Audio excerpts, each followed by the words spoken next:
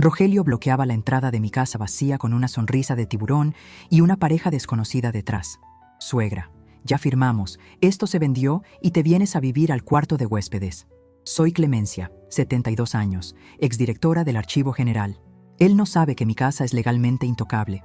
El taxi se alejaba por la calle empedrada, llevándose con él la paz que había logrado acumular durante 20 días de navegación por el Caribe. El sol de la tarde golpeaba la fachada de mi casona, esa estructura antigua de techos altos y ventanales de madera que mi difunto esposo, Ernesto, y yo habíamos restaurado con el sudor de nuestra frente hace 40 años. Me bajé del auto sintiéndome renovada, con la piel bronceada y un sombrero de ala ancha que me hacía sentir elegante, una sensación que a mi edad a veces se nos escapa entre los dolores de huesos y las miradas condescendientes de los jóvenes. Pero esa elegancia se transformó en un frío glacial. En el estómago apenas puse un pie en la acera. La puerta principal, esa hermosa pieza de roble tallado que siempre mantenía cerrada con doble llave, estaba abierta de par en par. Y allí estaba él, Rogelio, mi yerno, el hombre que se casó con mi única hija, Marcela, hace 15 años. Un tipo de esos que siempre usan colonia cara, pero nunca tienen dinero para pagar la cuenta del restaurante. «Clemencia, bienvenida», gritó, abriendo los brazos como si fuera el dueño del circo. Llegaste justo a tiempo para el brindis.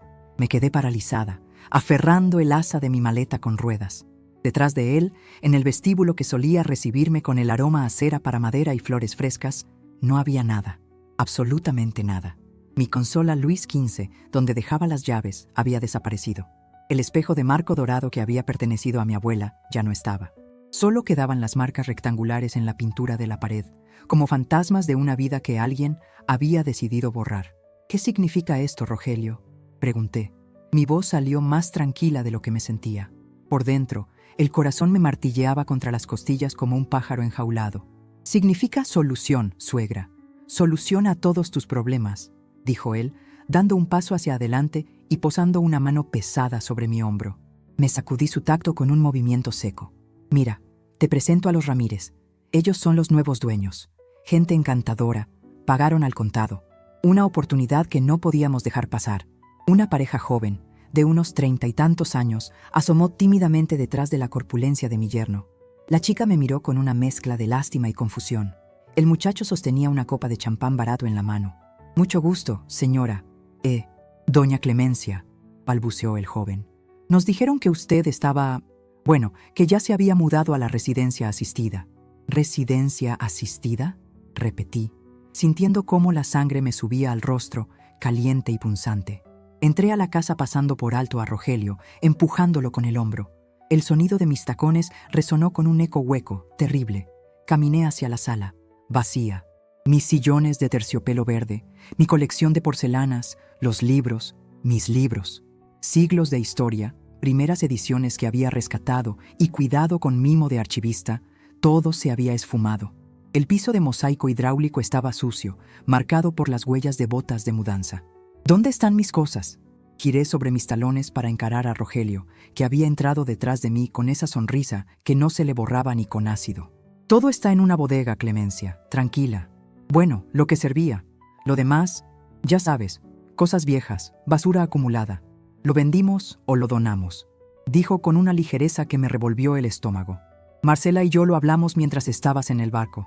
No queríamos arruinarte las vacaciones con detalles técnicos. Estás mayor. Esta casa es un monstruo para ti sola. Se cae a pedazos. Es un peligro».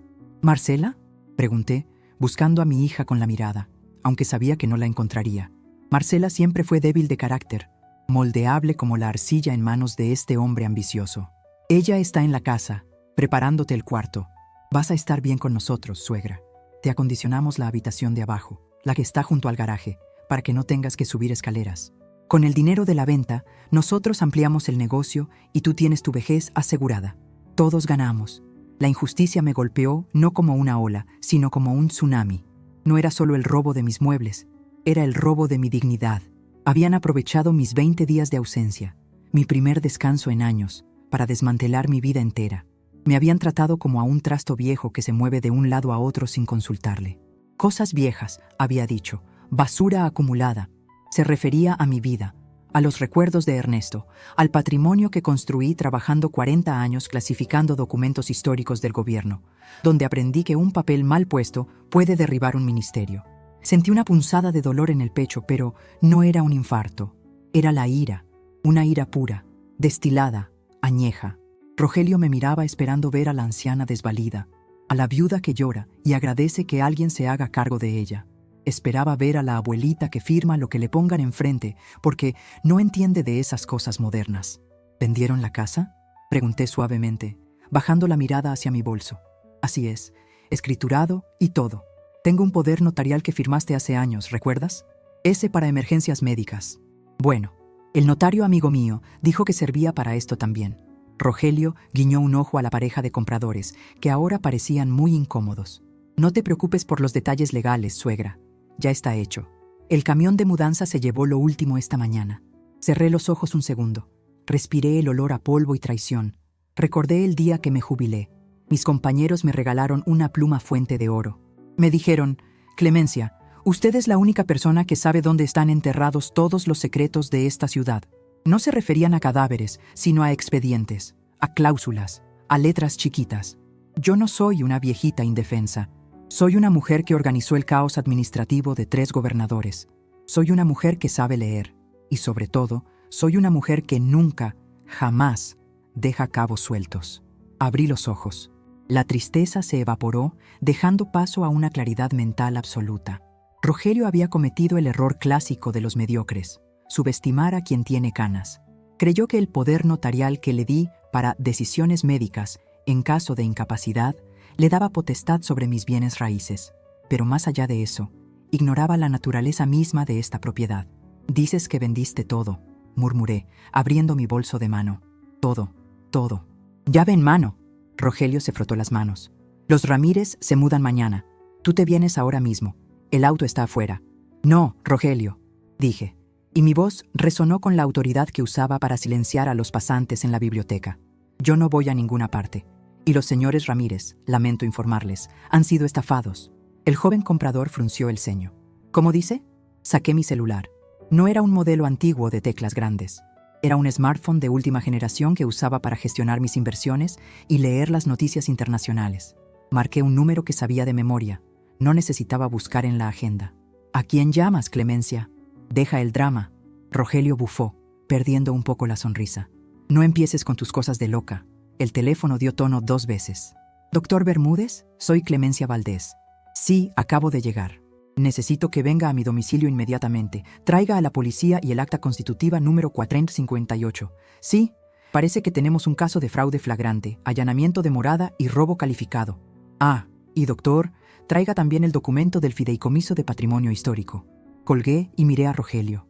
Su cara había pasado del color rojizo de la suficiencia a un pálido enfermizo. «¿Qué fideicomiso?», preguntó, con la voz un poco más aguda. Me reí bajito. Fue una risa seca, sin alegría, pero llena de poder. «Ay, Rogelio, eres tan básico». Caminé hacia el centro de la sala vacía, ocupando el espacio como si todavía estuviera llena de mis muebles. «¿Crees que esta casa es mía? ¿Crees que podías venderla usando un poder médico vencido y un notario corrupto? Pero esta casa no me pertenece a mí, ni te pertenece a ti, ni a Marcela». Me giré hacia la pareja, que miraba la escena con los ojos como platos. «Jóvenes, lamento mucho que hayan pagado dinero a este estafador. Espero que puedan recuperarlo, aunque lo dudo, porque Rogelio suele gastar lo que no tiene. Pero verán». Hice una pausa dramática, disfrutando el silencio tenso que se había formado. Hace 10 años, doné la nuda propiedad de este terreno y la estructura a la Fundación de Archivos Históricos de la ciudad, reservándome únicamente el usufructo vitalicio. Esta casa es, legalmente, un museo privado del Estado mientras yo viva. El silencio fue absoluto. Se podía escuchar el zumbido de una mosca chocando contra el vidrio de la ventana. «Eso es mentira», sisetó Rogelio. «Yo vi las escrituras en tu caja fuerte. Estaban a tu nombre. Viste las copias simples de 1980, Rogelio. Un buen archivista nunca deja los originales al alcance de los ignorantes». Le sonreí, esta vez con verdadera satisfacción. «Nadie puede vender esta casa. Nadie. Y mucho menos tú». El sonido de sirenas empezó a escucharse a lo lejos, acercándose por la avenida principal. Rogelio miró hacia la puerta, luego hacia mí, y por primera vez en 15 años vi miedo real en sus ojos. Te dije que te ibas a venir a vivir con nosotros. Gruñó, intentando recuperar el control, avanzando hacia mí con los puños apretados. No me vas a arruinar esto, vieja bruja. Ya me gasté el anticipo. No retrocedí. Me mantuve firme, con la barbilla en alto, apoyada en mis tacones y en 40 años de disciplina férrea. No, Rogelio, tú no has entendido nada. Yo no me voy a vivir a tu garaje. Tú te vas a ir a la cárcel. Y prepárate, porque apenas estoy empezando. El sonido de las patrullas se detuvo justo frente a la casa. Las luces rojas y azules bailaron sobre las paredes desnudas de mi sala, iluminando el rostro descompuesto de mi yerno. Respiré hondo, sintiendo cómo la adrenalina limpiaba el cansancio del viaje. Habían vaciado mi casa, sí, pero habían llenado mi tanque de guerra. Me ajusté el sombrero, crucé los brazos y esperé a que la justicia entrara por la puerta. El silencio que quedó en la casa después de que se marchó la policía era más pesado que cualquiera de los muebles antiguos que me habían robado. Las luces azules de las patrullas dejaron de girar en mis paredes, y el doctor Bermúdez, mi abogado de toda la vida y fiel amigo, se despidió con la promesa de tener lista la demanda formal a primera hora de la mañana. Los Ramírez, la pareja de compradores, se habían ido furiosos, amenazando con demandar a Rogelio hasta por el aire que respiraba. ¿Y Rogelio? Bueno, se lo habían llevado a la delegación para declarar, aunque sabía que, con el sistema judicial que tenemos, probablemente estaría libre en unas horas mientras se armaba el expediente. Me quedé sola en medio de la sala.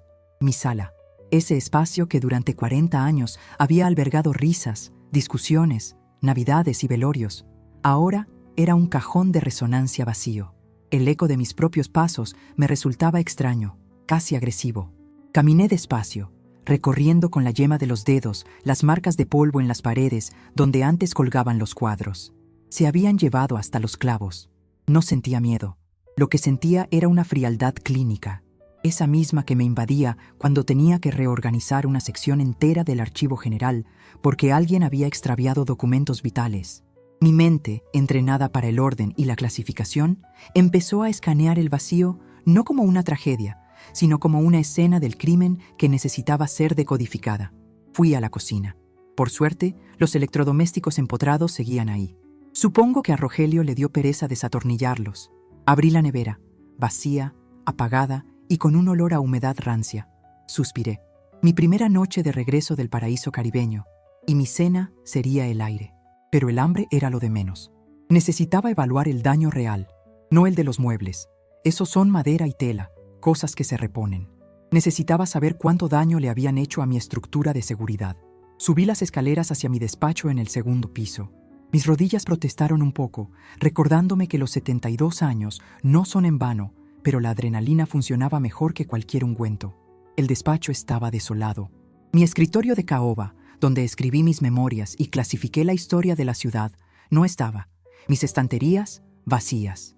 Tirados en el suelo había papeles sueltos, clips y basurilla que no consideraron valiosa. Me agaché con dificultad y recogí un papel arrugado. Era una factura de luz vencida. Rogelio ni siquiera había tenido la decencia de pagar los servicios con el dinero que seguramente le había sacado a mi hija. Porque ahí estaba la verdadera herida, la que sangraba por dentro. Marcela, mi niña, la mujer que crié para ser independiente, ahora convertida en cómplice de un saqueo a su propia madre. Pero no había tiempo para lágrimas sentimentales.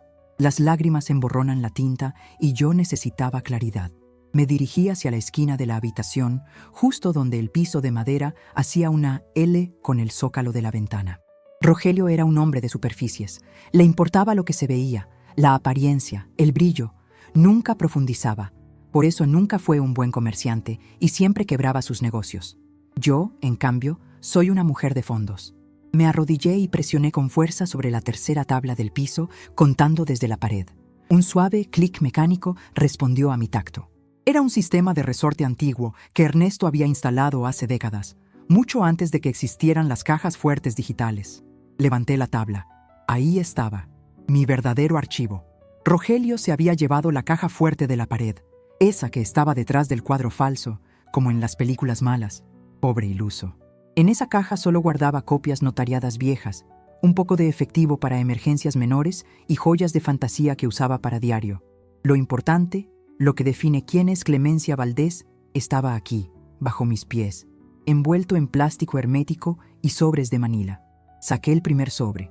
Los títulos de propiedad originales, con los sellos de lacre que ya no se usan.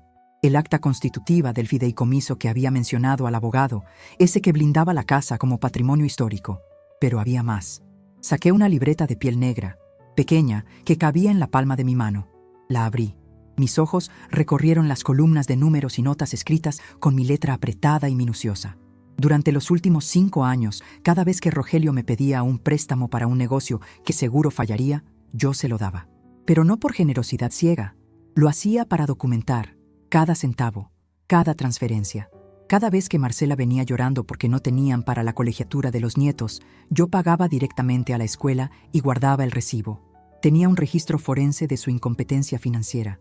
Y algo más importante, tenía anotados los números de cuenta que Rogelio creía secretos. Hace 2 años, en una cena de Navidad, dejó su teléfono desbloqueado sobre la mesa mientras iba al baño. Me bastaron 3 minutos. Memoria fotográfica, le llaman algunos. Yo le llamo de formación profesional. ¡Ay, Rogelio!, murmuré en la penumbra del cuarto vacío, acariciando la libreta. ¿Crees que porque uso gafas bifocales y camino despacio, no veo lo que haces? ¿Crees que la vejez es sinónimo de estupidez? Saqué mi celular moderno del bolsillo. La pantalla iluminó mi rostro. Entré a mi aplicación bancaria.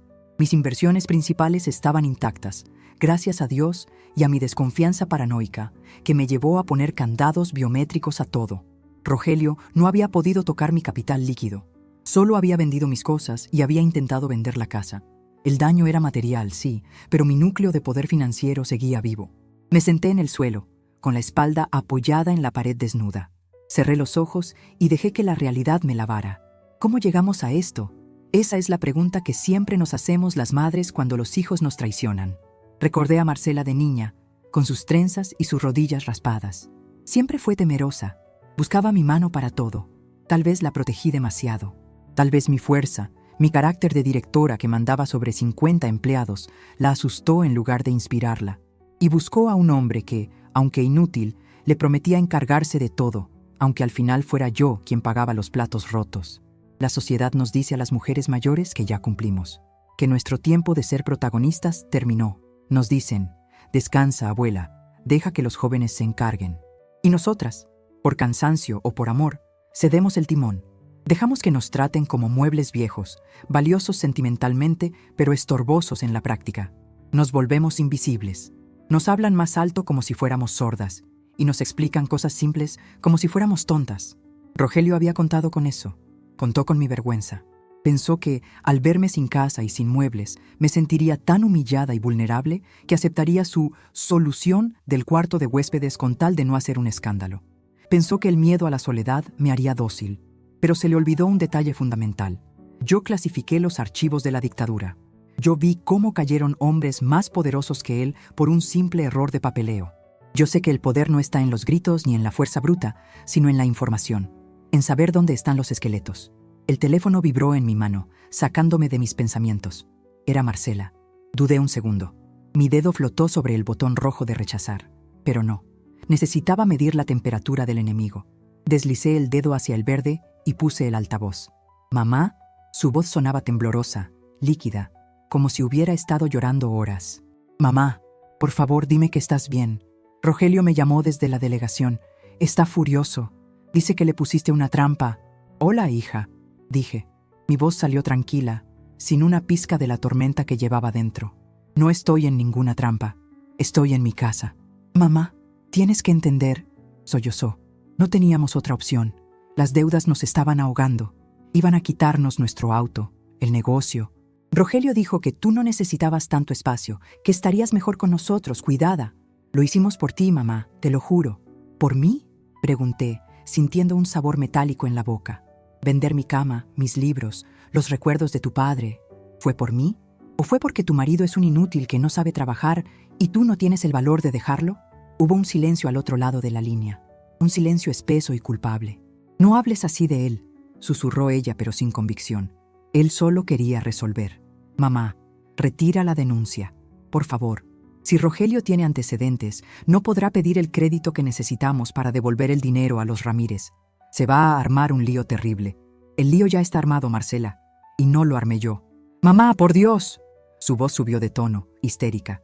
«¿Es tu familia? ¿Vas a meter a mi esposo a la cárcel? ¿Vas a dejar a tus nietos sin padre? Estás siendo egoísta. Siempre has sido así. Fría, calculadora. Solo te importan tus papeles y tus reglas». Ahí estaba. La percepción externa, la madre fría.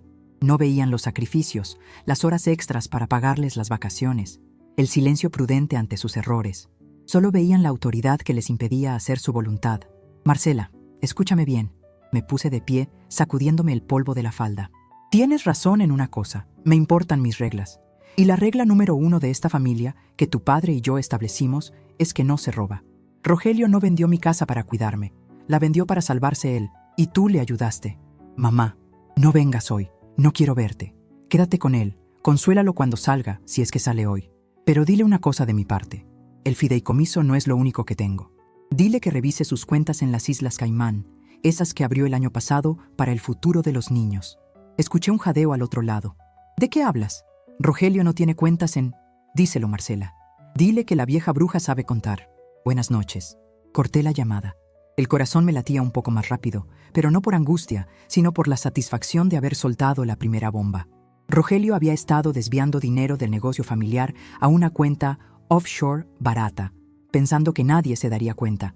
Yo lo había notado hace 6 meses al revisar las discrepancias en los estados de cuenta que llegaban a mi correo por error, o por destino, ya que él usó mi dirección antigua como referencia fiscal para evitar que Marcela los viera en su casa. Me levanté y caminé hacia la ventana. La calle estaba tranquila ahora. La luna iluminaba el empedrado. Tenía un plan que se estaba formando en mi cabeza como un rompecabezas que se arma solo. Primero, la recuperación logística. No podía dormir en el suelo. Segundo, el ataque financiero. Bloquearía cualquier movimiento que Rogelio intentara hacer. Tercero, y más importante, la lección moral. Recuperar mis muebles era secundario. Lo que iba a recuperar era mi posición. Iba a demostrarles a todos, a mi yerno, a mi hija, a los vecinos chismosos y a la sociedad entera, que una mujer mayor no es un residuo, es un recurso, y uno muy peligroso si se le provoca. Abrí de nuevo la libreta negra bajo la luz de la luna. En la última página, tenía anotado un número telefónico que no había usado en años.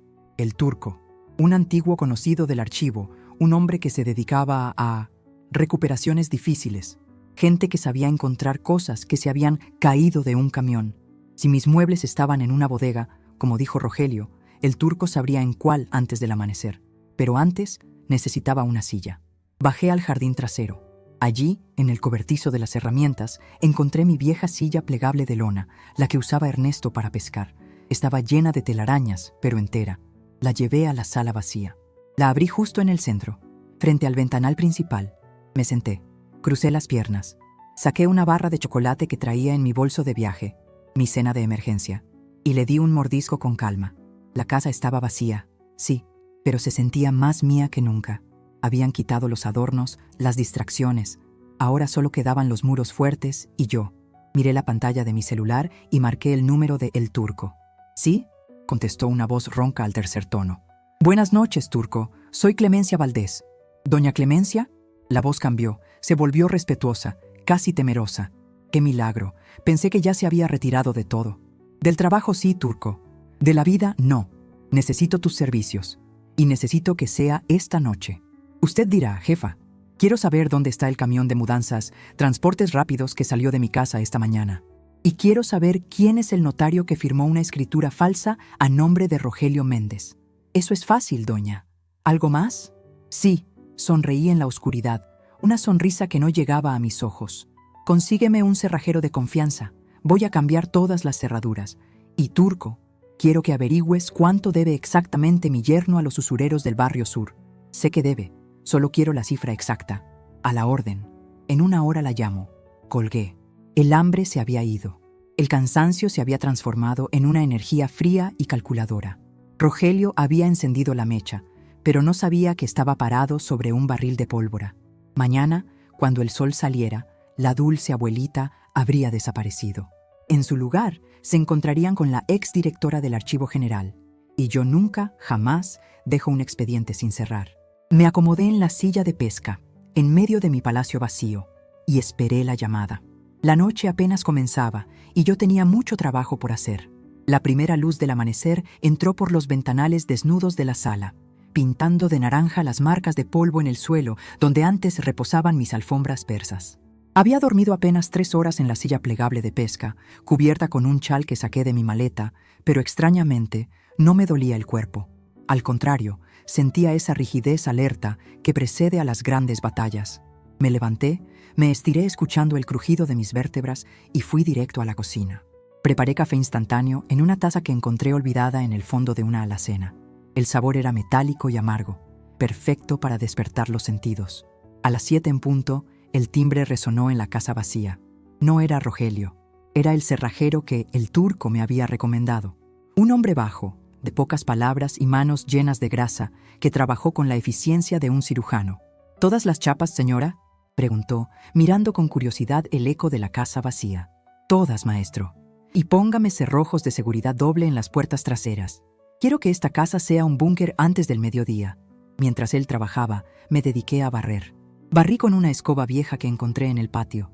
Barrí el polvo, la tierra y las malas energías. Cada escobazo era una declaración de propiedad. No necesitaba mis muebles para ser la dueña de mi castillo.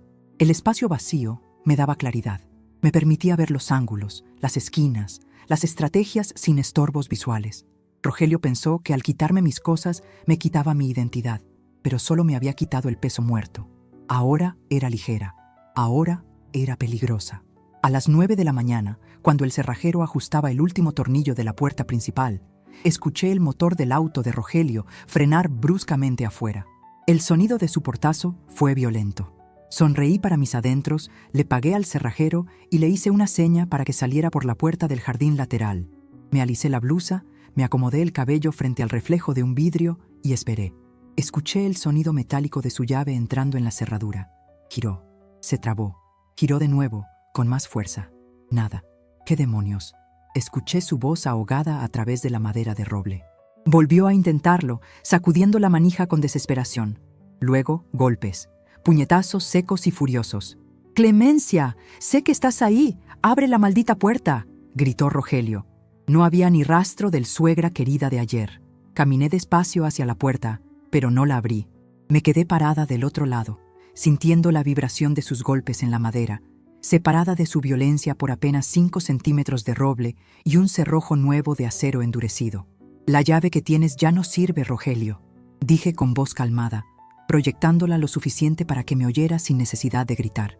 «Al igual que tu autoridad en esta casa. Esto es ilegal», bramó él. «Marcela también vive aquí. Tengo derecho a entrar por mis cosas». «Tus cosas, Rogelio, las sacaste ayer junto con las mías, ¿o ya se te olvidó? Tú mismo dijiste, se vendió todo. En esta casa no queda nada tuyo, ni siquiera tu dignidad». Hubo un silencio del otro lado, seguido de murmullos. Marcela estaba con él. Mi corazón tuvo un pequeño vuelco, un espasmo de dolor maternal que reprimí de inmediato. No podía permitirme debilidades ahora. «Mamá», la voz de Marcela se filtró por la puerta, temblorosa y suplicante. «Por favor, abre. Tenemos que hablar. Los Ramírez están furiosos, quieren su dinero de vuelta hoy mismo o nos van a denunciar por estafa. Rogelio tuvo que salir bajo fianza, nos costó los ahorros. Mamá, por favor, ayúdanos a solucionar esto». Me acerqué a la mirilla. Los vi deformados por el lente. Rogelio estaba rojo, sudando, con la corbata desajustada. Marcela tenía los ojos hinchados y se abrazaba a sí misma.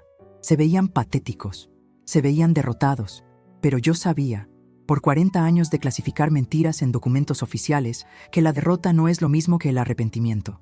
Ellos no lamentaban lo que me hicieron, lamentaban que les hubiera salido mal. «La solución es muy simple, hija», respondí sin abrir. «Que Rogelio devuelva el dinero que le pagaron». «Ya me gasté una parte», gritó Rogelio, perdiendo la paciencia de nuevo. «Pagué deudas, no tengo el total. Tienes que firmar, Clemencia. Tienes que validar la venta o dejarnos hipotecar la casa. Si no devuelvo esa plata hoy, voy a ir preso de verdad». Ahí estaba la confesión, la urgencia, el miedo. «Ese no es mi problema, Rogelio. Es una lección de matemáticas básicas. No se gasta lo que no es de uno. Ahora, retírense. Voy a salir a hacer mandados y si están aquí cuando abra la puerta, llamaré a la patrulla por acoso. Y créeme, con tu situación legal actual, no quieres que la policía vuelva a venir». Escuché una patada contra la puerta, una maldición y luego los pasos arrastrados alejándose. Esperé 5 minutos. Miré por la ventana y vi su auto doblar la esquina. Salí de la casa impecable. Llevaba mi mejor traje sastre de lino beige, mis gafas oscuras y el bolso con la libreta negra y el celular. Parecía una mujer que iba a un brunch con amigas, no una mujer que acababa de perder todos sus muebles. Caminé hasta la avenida y tomé un taxi. «Al Banco Nacional, por favor», le dije al conductor.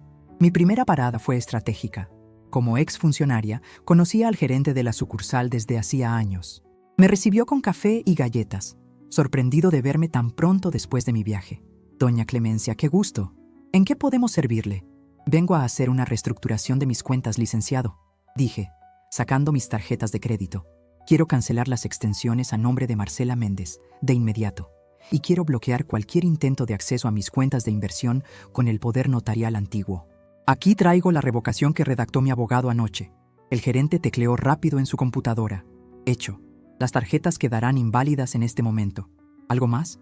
«Sí. Quiero un estado de cuenta detallado de los movimientos de los últimos 20 días. Rogelio mencionó que pagó deudas. Quiero saber si intentó usar mi nombre para avalar algo». Mientras el gerente imprimía los papeles, mi celular vibró con un mensaje de El Turco. Era una foto y una dirección. La foto mostraba un galpón de techo de lámina en la zona industrial y en la entrada, estacionado, el camión de transportes rápidos. Debajo del mensaje, una línea de texto. «Aquí está todo, jefa. El velador dice que descargaron ayer a la mala.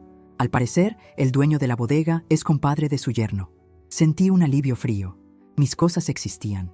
No habían sido quemadas ni vendidas por partes todavía. Estaban secuestradas en un purgatorio de polvo y grasa, pero estaban juntas. Salí del banco sintiéndome más poderosa. Ya no era la víctima que reacciona, era la jugadora que mueve las fichas. Rogelio estaba corriendo en círculos tratando de tapar agujeros, mientras yo estaba cerrando las llaves de paso. Sin las tarjetas de crédito de emergencia que Marcela usaba y que Rogelio exprimía, su liquidez diaria se acabaría en horas. Me dirigí a la dirección que me dio El Turco. No iba a entrar, solo quería ver. El taxi me dejó a una cuadra. Caminé bajo el sol del mediodía, el calor subiendo del asfalto. Me detuve frente a la reja del depósito. A través de los eslabones, vi mis sillones.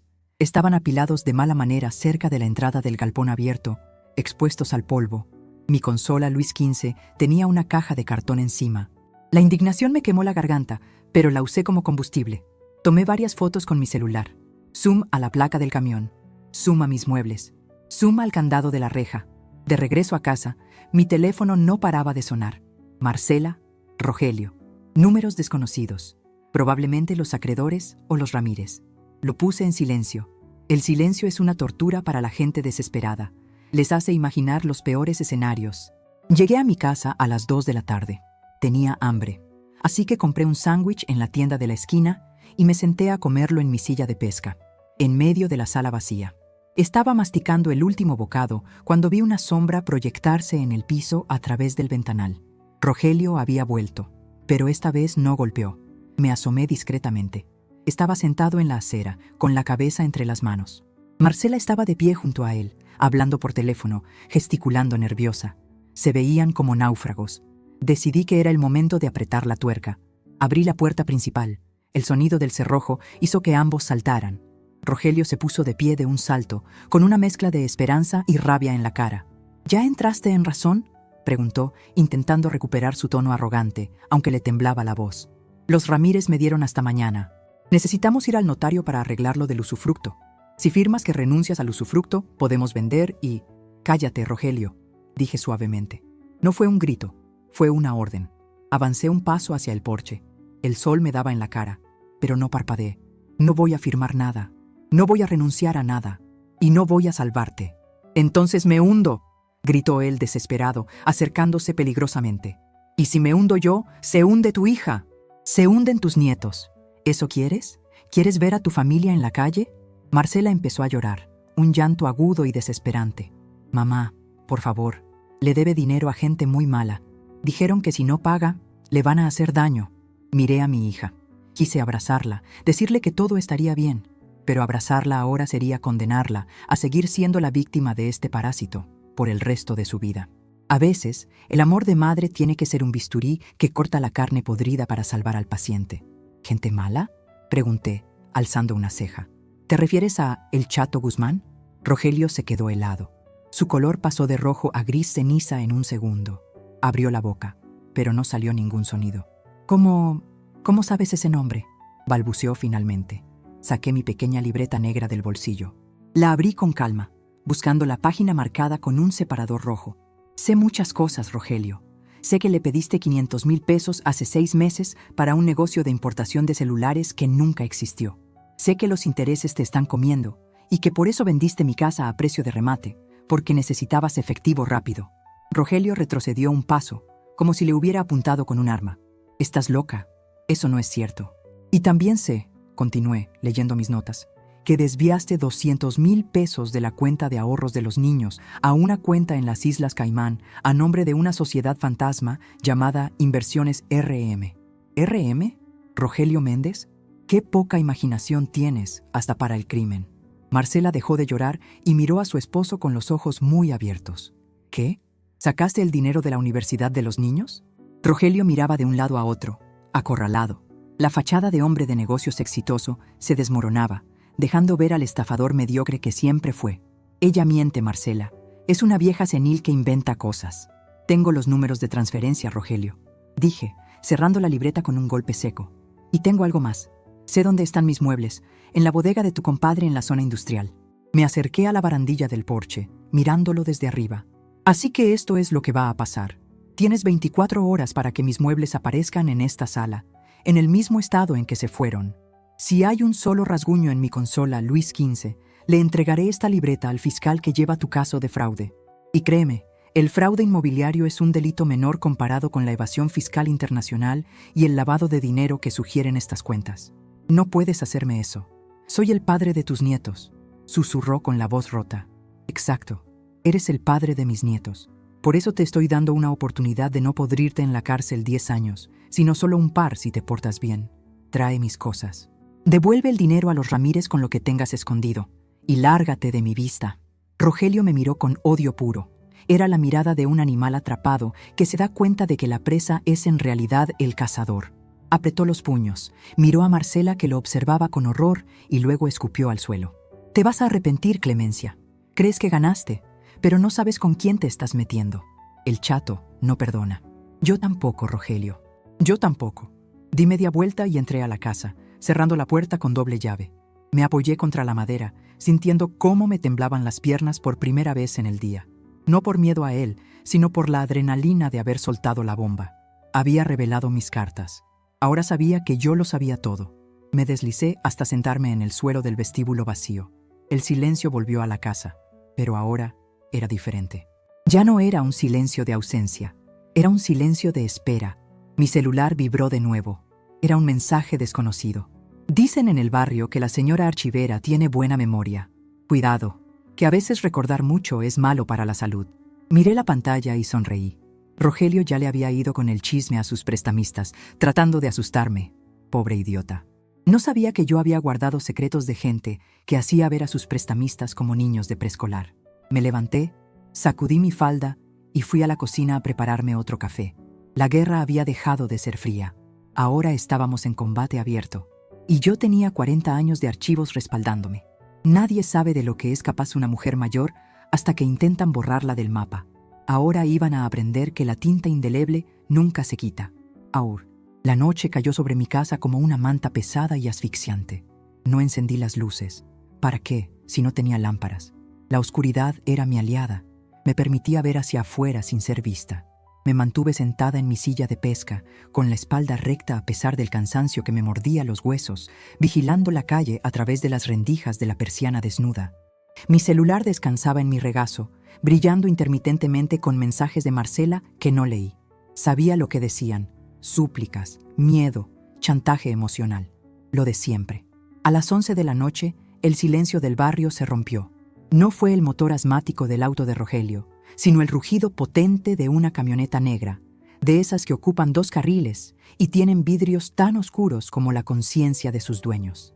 Se detuvo justo frente a mi portón. El corazón me dio un vuelco, no lo voy a negar.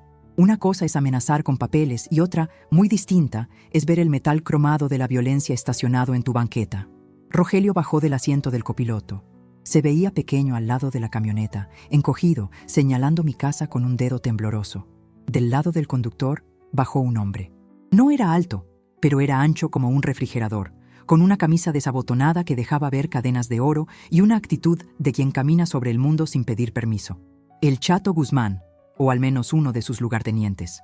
Golpearon el portón de metal. El sonido metálico resonó en todo el vecindario, pero nadie se asomó. En estos tiempos, los vecinos aprenden a ser sordos para sobrevivir. «¡Ábrele, suegra!», gritó Rogelio, su voz cargada de un valor prestado, ese que da el alcohol o el miedo extremo. «Venimos a negociar por las buenas». Me levanté despacio, alicé mi falda, tomé la libreta negra y un sobre manila viejo, manchado por el tiempo, que había sacado de mi escondite bajo el piso esa tarde. Caminé hacia la puerta principal, quité los cerrojos de seguridad que el cerrajero había instalado, bendito hombre, y abrí la puerta de roble. Pero no quité la reja de seguridad exterior. Ahí estaban, Rogelio, sudando frío, y el gorila a su lado, masticando un palillo de dientes con desprecio. «Buenas noches», dije. Mi voz no tembló. Agradecí mentalmente a los años de lidiar con sindicalistas furiosos en mi oficina. «Señora», dijo el hombre ancho, acercándose a la reja. Olía a tabaco barato y loción cara. «Su yerno dice que hay un malentendido con una propiedad. Dice que usted no quiere cooperar para pagar una deuda de honor». «No hay ningún malentendido, joven», respondí, mirándolo a los ojos. «Mi yerno es un ladrón y un estafador, y esta casa no es moneda de cambio para sus vicios». El hombre soltó una risa corta, seca. «Mire, doña, a mí no me importan sus pleitos de familia. Rogelio me debe 500,000 más intereses. Él dice que esta casa es la garantía. Si usted no firma o no paga, nosotros nos cobramos. Y no nos gusta cobrar en especie, porque mancha las alfombras». Rogelio se escondió un poco detrás del hombre. «Dile, chato, dile que no estamos jugando. Firma, Clemencia. Firma la cesión de derechos y te dejamos vivir aquí hasta que... Bueno, ya veremos». La situación era clara. Rogelio había traído al lobo para que soplara la casa de la abuelita. Esperaban que me desmayara, que llorara, que entregara las escrituras con tal de que no me hicieran daño. Pero yo no veía a un monstruo, veía un expediente. «¿Tú eres Guzmán?», pregunté, ignorando a Rogelio. «Así me dicen, hijo de Felipe Guzmán, alias El Tuerto, que operaba en la zona de abastos en los 80. Dije el dato con la naturalidad de quien recita la lista del supermercado. El hombre dejó de masticar el palillo. Entornó los ojos. «¿Usted conoció a mi jefe?». «No a tu jefe, a tu papá. Y conozco muy bien el expediente 34B del año 1988. Levanté el sobre manila, mostrándolo a través de los barrotes de la reja. «¿Sabes lo que hay aquí?». El chato dio un paso atrás, instintivo. La mención de fechas y nombres específicos tiene un efecto curioso en la gente que vive en las sombras. Les recuerda que siempre hay alguien observando. «¿De qué habla, vieja?». Gruñó, pero su tono había perdido la arrogancia inicial. «Hablo de un terreno en Santa María, un terreno que tu padre adquirió después de un incendio muy conveniente en una bodega municipal. Un incendio donde murieron 2 veladores». Hice una pausa, dejando que las palabras cayeran como piedras. «Ese caso se cerró por falta de pruebas. El expediente oficial desapareció». «Qué curioso, ¿verdad?». Rogelio miraba de mí al matón, sin entender nada. «No la escuches, está loca. Entra y sácale la firma». El chato levantó una mano, callando a Rogelio con un gesto brusco. Me miraba fijamente, intentando calcular si yo era una anciana senil o una amenaza real. «Ese caso está muerto», murmuró el hombre. «Los casos mueren, los papeles no». Sonreí, una sonrisa fría que no llegó a mis ojos. Cuando fui directora del archivo, rescaté muchas cosas que iban a la trituradora por órdenes de arriba. Tengo la copia certificada del peritaje de bomberos que nunca llegó al juez. Tengo los nombres de los testigos que tu padre silenció.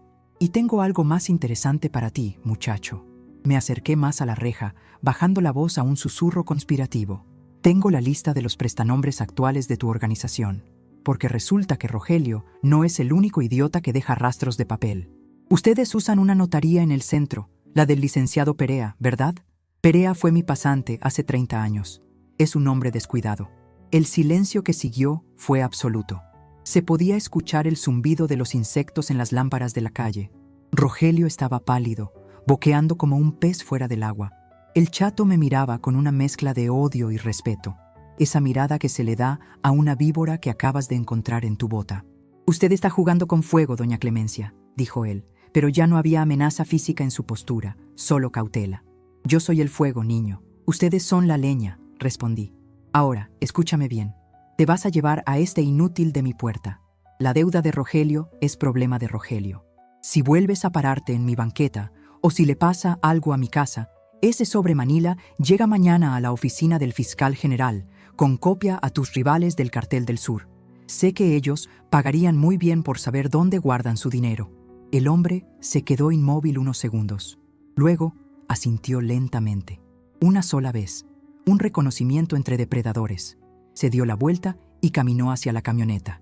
«Espera, chato. ¿A dónde vas?», gritó Rogelio corriendo detrás de él, agarrándolo del brazo. «Teníamos un trato. Ella tiene dinero, solo hay que asustarla». El chato se giró y le metió un revés a Rogelio con el dorso de la mano. El sonido fue seco, brutal. Rogelio cayó al suelo como un costal de papas, llevándose la mano a la boca sangrante. «El trato se acabó», escupió el hombre. «No me dijiste que tu suegra tenía las llaves del cementerio. Arréglatelas como puedas. Y quiero mi dinero mañana al mediodía, o te voy a buscar. Y esta vez no voy a tocar la puerta». La camioneta arrancó, quemando llanta y desapareció en la noche. Rogelio se quedó tirado en la acera, limpiándose la sangre del labio. Me miró desde el suelo. Ya no había soberbia en sus ojos. Había terror puro. El terror de quien se da cuenta de que el mundo es mucho más grande y peligroso de lo que su mente limitada podía concebir. ¿Qué eres?», balbuceó. «Soy la mujer a la que le robaste», dije, cerrando la puerta de roble y echando el cerrojo con un golpe definitivo. Regresé a la sala vacía. Mis manos temblaban un poco ahora que la adrenalina bajaba, pero me obligué a respirar hondo. Me senté de nuevo en mi silla de pesca. No había ganado la guerra, pero había ganado una batalla decisiva. Había demostrado que mi poder no residía en el dinero ni en la fuerza física, sino en la memoria. En un país de olvidadizos, quien recuerda tiene el poder absoluto. Pasaron 10 minutos. Escuché golpes suaves en la puerta. No eran golpes de exigencia, eran toquidos tímidos, casi vergonzosos. «Mamá», era la voz de Marcela. «Mamá, por favor, Rogelio está sangrando. Está muy mal. Déjanos entrar. Tenemos miedo». Caminé hacia la puerta, pero no abrí. «Rogelio tiene auto, Marcela. Que vaya al hospital». «Mamá, no tenemos a dónde ir», sollozó ella. «Los Ramírez nos corrieron de su casa cuando se enteraron del fraude. Rogelio no puede volver a nuestro departamento porque los hombres del Chato lo van a estar esperando. Por favor, mamá, es tu yerno, soy tu hija». Sentí una punzada en el pecho. Era mi niña, la misma a la que le curaba las rodillas raspadas. Pero si abría esa puerta ahora, si les permitía entrar y refugiarse bajo mis faldas, nunca aprenderían. Rogelio volvería a sentirse seguro, y Marcela volvería a ser su cómplice silenciosa. La misericordia sin justicia es debilidad. Tienen una opción, dije a través de la madera. «La bodega». «¿Qué?», preguntó Marcela, confundida. «La bodega donde tienen mis cosas. Vayan ahí. Pasen la noche cuidando mis muebles. Asegúrense de que nada se rompa, de que no entre humedad. Si mañana a las 8 de la mañana mis cosas no están aquí, entonces sí, Rogelio tendrá que preocuparse por el Chato. Pero si mis cosas regresan, tal vez pueda hacer una llamada para darles un poco más de tiempo». Hubo un silencio largo. Escuché a Rogelio gemir de dolor y murmurar algo ininteligible. «¿Nos estás mandando a dormir a una bodega industrial?», preguntó Marcela, incrédula. «Ustedes me mandaron a dormir a un cuarto de servicio junto al garaje, hija. Creo que una bodega es un ascenso. Tienen las llaves del camión de mudanza, ¿no? Úsenlas». Escuché sus pasos alejarse, lentos, arrastrando los pies. El motor del auto de Rogelio tardó en arrancar, pero finalmente lo hizo y se alejó por la calle. Me quedé sola de nuevo, pero esta vez la soledad no se sentía vacía, se sentía limpia. Saqué mi celular y marqué el número de El Turco. «Jefa, ¿todo bien?», contestó al primer tono. «Todo bajo control, Turco. El Chato vino a visitarme». «¿Qué?», su voz sonó alarmada. «¿Quiere que vaya para allá? Voy con los muchachos». «No hace falta. Tuvimos una charla muy productiva sobre la historia local. Se fue tranquilo, pero necesito un favor para mañana temprano. Lo que diga. Consígueme un equipo de mudanza, de los buenos. Quiero gente que sepa tratar antigüedades. Van a llegar mis cosas en un camión de transportes rápidos, pero no confío en que Rogelio y su compadre sepan bajarlas sin romperlas. Quiero que tus hombres supervisen la descarga. Y Turco, quiero que grabes todo. Las caras de Rogelio, las de Marcela. Quiero que quede constancia de cómo regresan lo robado». «Entendido, doña Clemencia. Usted es cosa seria, ¿eh? Nunca pensé que tuviera agarrado al Chato. Todos tienen una cola que les pisen, Turco. El secreto es saber dónde poner el tacón. Colgué. Me acosté en la silla plegable, cubriéndome con el chal. Miré el techo alto de mi sala, imaginando dónde volvería a colgar la lámpara de araña de cristal. Imaginé mis libros regresando a los estantes, como soldados volviendo a sus puestos después de una guerra. Pero algo había cambiado fundamentalmente. Ya no era solo mi casa, ahora era mi fortaleza. Y yo ya no era solo la viuda jubilada. Rogelio, en su infinita estupidez, me había despertado. Había sacado a la Clemencia que yo misma había archivado cuando me jubilé. La estratega, la implacable, la mujer que no necesita gritar para ser escuchada. A la mañana siguiente, el espectáculo fue digno de verse. Eran las 7:30 cuando el camión de mudanzas apareció en la calle. Rogelio conducía, con el labio hinchado y morado, y un ojo casi cerrado. Marcela iba a su lado, pálida, ojerosa, con la ropa arrugada de haber dormido sentada. Detrás de ellos venía la camioneta de El Turco, con 4 hombres fornidos que parecían saber lo que hacían. Salí al porche con mi taza de café en la mano, fresca como una lechuga, como si hubiera dormido en plumas de ganso y no en una silla de lona. Abrí el portón eléctrico, que afortunadamente Rogelio no había logrado desconectar del todo, y me paré en el centro de la entrada, dirigiendo el tráfico como un policía de tránsito. «Con cuidado ese espejo», ordené cuando vi que Rogelio intentaba bajar el marco dorado de mi abuela con torpeza. «Suéltalo. Deja que los hombres del Turco lo hagan. Tú no toques nada valioso. Tus manos están sucias». Rogelio obedeció sin chistar. Estaba derrotado. La realidad le había pasado por encima como una aplanadora. Se quedó parado junto al camión, con la cabeza gacha, mientras mis muebles empezaban a fluir de regreso a la casa. Era un río de madera y recuerdos volviendo a su cauce. Marcela se acercó a mí. No intentó abrazarme esta vez. Se detuvo a 2 metros, mirándome como si fuera una desconocida. «¿Cómo lo hiciste?», preguntó en voz baja. «¿Cómo hiciste que el chato se fuera?». Rogelio dijo que tenías información de su padre. «Tengo información de todos, Marcela. Incluso tuya». La miré fijamente. «Sé de las veces que falsificaste mi firma en la escuela cuando eras niña. Y sé que sabías lo de la venta de la casa desde hace un mes, no desde que me fui al crucero». Encontré los correos impresos en la guantera del auto de Rogelio cuando vino a dejar las llaves. Marcela bajó la mirada, avergonzada. «Lo siento, mamá. Teníamos tanta presión. Pensamos que no te importaría, que estarías mejor sin tantas responsabilidades. Pensaron que era vieja y tonta. Ese fue su error». En ese momento, el sillón verde de terciopelo entró por la puerta. Mi favorito. Me acerqué y pasé la mano por el respaldo. Estaba polvoriento, olía a encierro, pero estaba intacto. Sentí una oleada de alivio tan grande que casi se me doblan las rodillas. «Rogelio», llamé. Él levantó la vista, asustado. «Ven acá». Se acercó arrastrando los pies, como un niño que va a la dirección. «Vas a limpiar cada mueble», dije, señalando la sala que se empezaba a llenar. «Vas a encerar los pisos que ensuciaron con sus botas. Y cuando termines, vas a ir al banco y vas a firmar los papeles que mi abogado te va a presentar. Vas a reconocer la deuda con los Ramírez como personal, desvinculando mi propiedad. Pero no tengo cómo pagarles», gimió.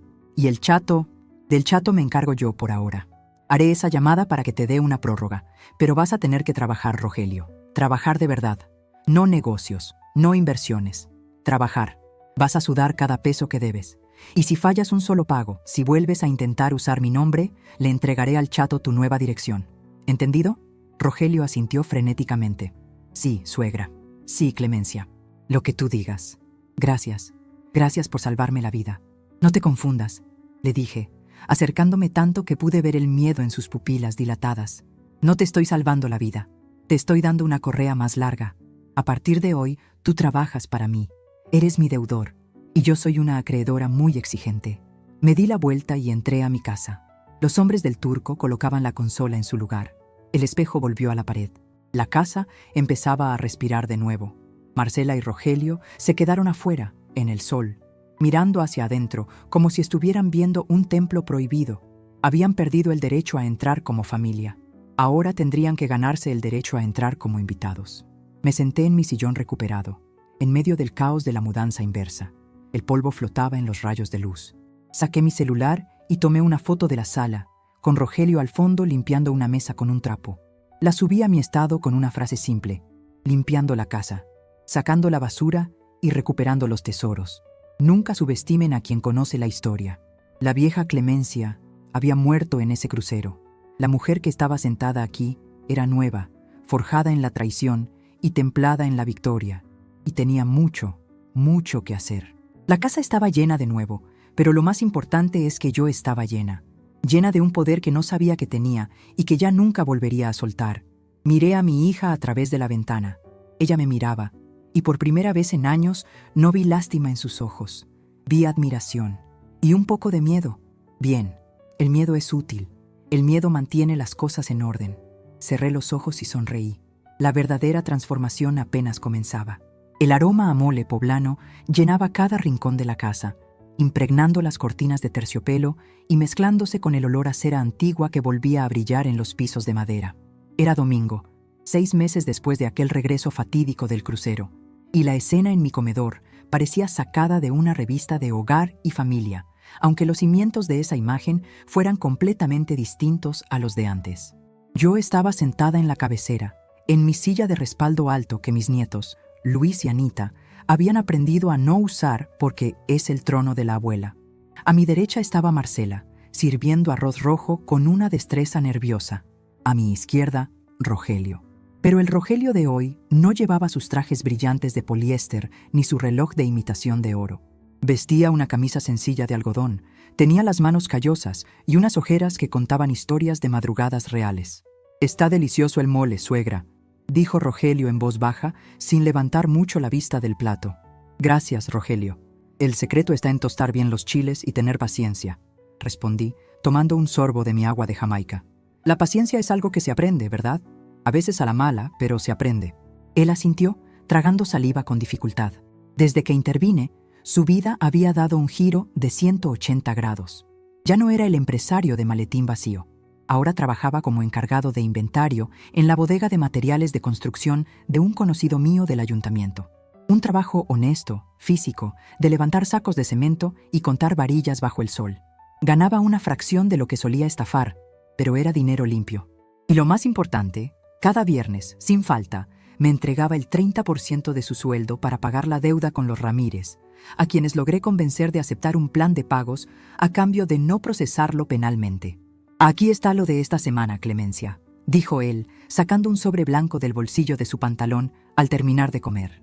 Lo deslizó sobre el mantel bordado hasta mi lugar. No lo abrí. No hacía falta. Sabía que la cantidad era exacta. Rogelio había aprendido a tenerle más miedo a mi libreta negra que al mismo diablo.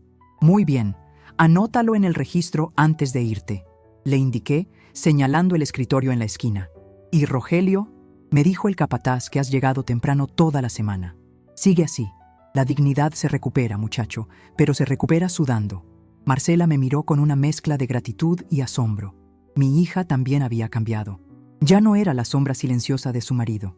Cuando todo estalló, cuando vio a su esposo llorando en el suelo y a su madre enfrentando a un criminal, algo se rompió en ella, pero fue una rotura necesaria, como la cáscara que se rompe para que nazca el pollo.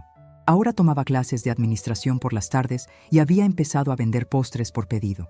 Pequeños pasos hacia su propia independencia. «Mamá», dijo Marcela, sirviéndome un poco más de agua. «La señora Gertrudis, la de la casa azul de la esquina, preguntó si podías recibirla mañana.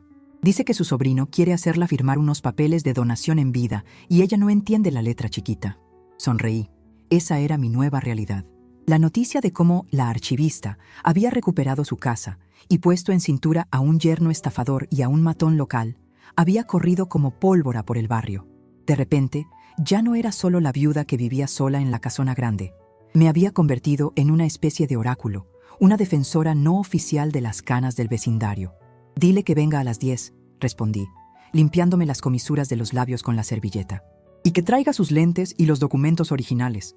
Nada de copias». Cuando terminamos de comer, Rogelio y Marcela recogieron la mesa. Antes, yo me hubiera levantado a hacerlo para no molestar, asumiendo ese rol de servidumbre invisible que muchas abuelas adoptan. Ya no. Me quedé en mi sitio, observando cómo mi yerno lavaba los platos con una diligencia que nunca tuvo para los negocios. Era una lección dura, sí, pero necesaria. Estaba pagando su deuda financiera, pero también estaba pagando su deuda moral. Estaba aprendiendo que esta casa no era un hotel ni un banco, era un santuario que se respeta. Más tarde, cuando ellos se fueron, porque ahora vivían en un pequeño departamento alquilado que podían pagar con sus sueldos reales, me dirigí a mi despacho. El sol de la tarde entraba por el ventanal, iluminando mis estanterías repletas de nuevo. Cada libro estaba en su lugar, clasificado por tema y autor, tal como me gustaba. Pero ahora, en el centro de la mesa de caoba, había pilas de expedientes que no eran míos. Me senté y tomé el primero. Era el caso de don Anselmo, un jubilado de ferrocarriles a quien el banco quería quitarle su pensión por una deuda que no era suya. Al lado, el caso de doña Piedad, cuya nuera le escondía las medicinas para controlarla. Abrí mi libreta negra. Ya no solo tenía las cuentas de Rogelio, ahora tenía nombres, fechas, leyes y contactos. Había reactivando mi red de antiguos colegas, notarios honestos, abogados jóvenes con ganas de pelear. Y sí, incluso mantenía una línea de comunicación respetuosa con gente como el Turco para cuando la justicia legal era demasiado lenta y se necesitaba persuasión logística. Mi casa se había transformado. Dejó de ser el mausoleo de recuerdos de Ernesto y de mí para convertirse en un cuartel general. Los martes y jueves, mi sala recibía a mis clientes. No les cobraba dinero, les cobraba en historias. Les pedía que me contaran sobre el barrio antiguo, sobre sus vidas. Estaba construyendo un nuevo archivo, uno vivo, de la memoria de nuestra comunidad. Escuché el timbre, me ajusté las gafas y fui a abrir. Era el cartero, un muchacho joven que siempre me miraba con un poco de miedo. «Buenas tardes, doña Clemencia». Le llegó esto del Ministerio de Cultura. Firmé de recibido y abrí el sobre ahí mismo, bajo el dintel de mi puerta de roble recuperada. Era una carta oficial. Me invitaban a dar una conferencia sobre la importancia de la gestión documental en la protección del patrimonio familiar. Me reí bajito. Si supieran que mi gestión documental incluyó amenazar a un capo local con expedientes de los años 80. Cerré la puerta y caminé hacia la sala. Me detuve frente al espejo de marco dorado de mi abuela. Me miré. Las arrugas seguían ahí, marcando el mapa de mis 72 años. La piel del cuello estaba flácida y mis manos tenían manchas de sol. Pero mis ojos brillaban con una intensidad que no tenían desde que tenía 30 años. Durante mucho tiempo, creí que la jubilación era el acto final. Nos venden la idea de que después de los 65 años, nuestro trabajo es sentarnos, tejer y esperar la muerte sin hacer ruido. Nos dicen que somos frágiles, que no entendemos la tecnología, que el mundo moderno nos queda grande, y nosotras, tontas, nos lo creemos.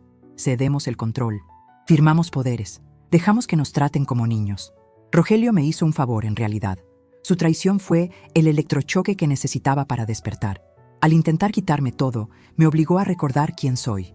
No soy la abuelita, soy Clemencia Valdés. Soy una mujer que sabe dónde se guarda la verdad y cómo usarla. Caminé hacia el ventanal que da a la calle. Vi pasar a una pareja de ancianos caminando despacio, tomados del brazo. Se veían vulnerables.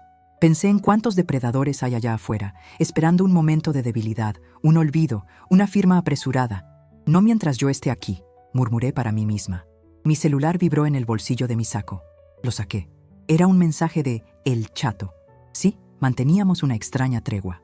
Doña, le aviso que unos tipos andan preguntando por terrenos de viejitos en la zona norte. Dicen que son de una inmobiliaria nueva. Póngase trucha. Sonreí. El Chato sabía que yo era mejor sistema de alarma que la policía.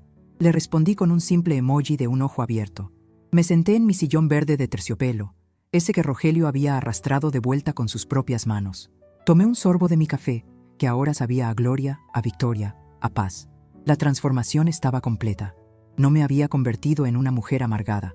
Al contrario, sentía una plenitud inmensa. Había recuperado mi relación con mi hija, no desde la lástima, sino desde el respeto. Ella venía ahora a pedirme consejo, no dinero. ¿Y mis nietos? Mis nietos me miraban como si fuera una superheroína secreta. El otro día, Luisito me preguntó, «Abuela, ¿es cierto que tú asustaste a los malos?» Le guiñé un ojo y le di una galleta. Es bueno que las nuevas generaciones sepan que las abuelas muerden. Miré alrededor de mi sala. Ya no había huecos en las paredes, pero el espacio se sentía diferente. Estaba lleno de propósito. Ernesto, mi difunto esposo, solía decir que una casa no son los ladrillos, sino el carácter de quien la habita. ¿Cuánta razón tenía? Habían intentado vaciar mi casa, pero se toparon con que los cimientos eran de puro hierro. Mañana vendría la señora Gertrudis con sus papeles. Pasado mañana tenía que revisar el contrato de arrendamiento de un vecino. ¿Y el viernes? El viernes me iría a la estética a hacerme la manicura y peinarme, porque una generala también tiene que verse bien para pasar revista a las tropas. La vejez no es el final del libro. Es simplemente el capítulo donde la trama se pone más interesante, porque el protagonista ya no tiene nada que perder y tiene toda la experiencia para ganar. Me habían subestimado, y ese fue su error fatal. Ahora, yo era la guardiana de esta fortaleza y de muchas otras. Me levanté y fui hacia el tocadiscos antiguo que también había recuperado de la bodega. Puse un vinilo de boleros, de esos que le gustaban a Ernesto. La música llenó el aire, suave y romántica. «Salud, viejo», brindé al aire con mi taza de café. La casa está en orden. Y yo apenas estoy empezando. Me quedé allí, bailando sola un paso lento en medio de mi sala, sintiendo el peso delicioso de mi propia historia bajo mis pies. Afuera el mundo seguía girando, con sus prisas y sus modernidades, pero aquí adentro el tiempo bailaba a mi ritmo, y cualquiera que quisiera entrar a cambiar la música tendría que pensárselo 2 veces, porque ahora todos sabían que en esta casa no vive una viejita indefensa. Aquí vive la dueña, la señora, la archivista, y yo nunca cierro un expediente hasta que se ha hecho justicia.